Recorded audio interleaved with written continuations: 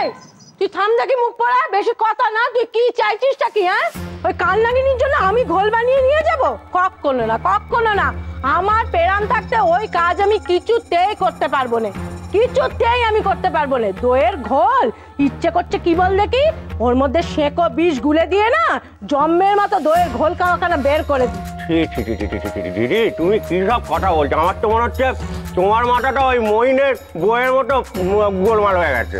শোনো, তুমি তো দেখছি আমাদেরও হাট করা পড়াবে, নিজেও হাট করা পড়বে। আমি যেটা বলছি সেটা হলো, তোমায় এখন কালনাগিনী যেটা বলছে সেগুলো করে যা, বুঝলে?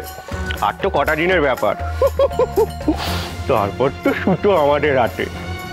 যেমন যেমন নাচাবো কালনাগিনী আর মইন তেমন তেমন নাচবে। বলি এই এই হতভাগা, দূর হ, দূর হ এ বাড়ি থেকে। তোর বুদ্ধির ওপরে না আমার আর কোনো ভরসা নেই। তোর বুদ্ধির দৌড় আমার খুব জানা আছে। তুই ভুলে যাস নে যে আমি এই মুকুজ্জে পরিবারের বউ, আর ওই অনাথ ভিখিরির সেবা করার জন্য আমার বাবা মা এখানে আমার বিয়ে দেয় নেকো।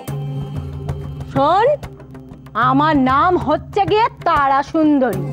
আমি মরে যাব তবু ওই অনাথ ভিখিরির সেবা আমি কিছুতেই করবো না। দিদি দিদি দিদি দিদি এসব তুমি কি বলছো? এসব কি ছেলে মানুষের কথা হচ্ছে বলো তো? দিদি বাঘ দেখো নি, বাঘ শিকার ধরার সময় সে মাঝে মাঝে দুপা পিছিয়ে যায়। আমাদেরও দিদি এখন দুপা পিছিয়ে আসতে হবে, তারপর সুযোগ বুঝে ঝপ মারতে হবে। দিদি আমার কথা মেনে যদি না চলো তাহলে খুব বেশি দিন তোমার মুকুজ্জে বাড়ির বউ হিসেবে থাকতে হবে না।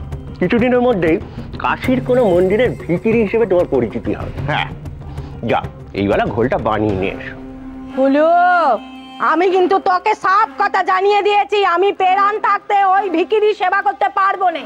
বলি তোর যদি বুকে এত দরদ থাকে ওই ভিখিরির জন্য, তাহলে তুই যা আগে, তুই ঘোল বানিয়ে আনগে যা। আচ্ছা বেশ, আমি বানিয়ে নিয়ে আসছি। তোমার শুধু একটু কষ্ট করতে হবে, সেটা গিয়ে দিয়ে আসতে হবে। ঠিক আছে, আমি গেলুম আর এলুম।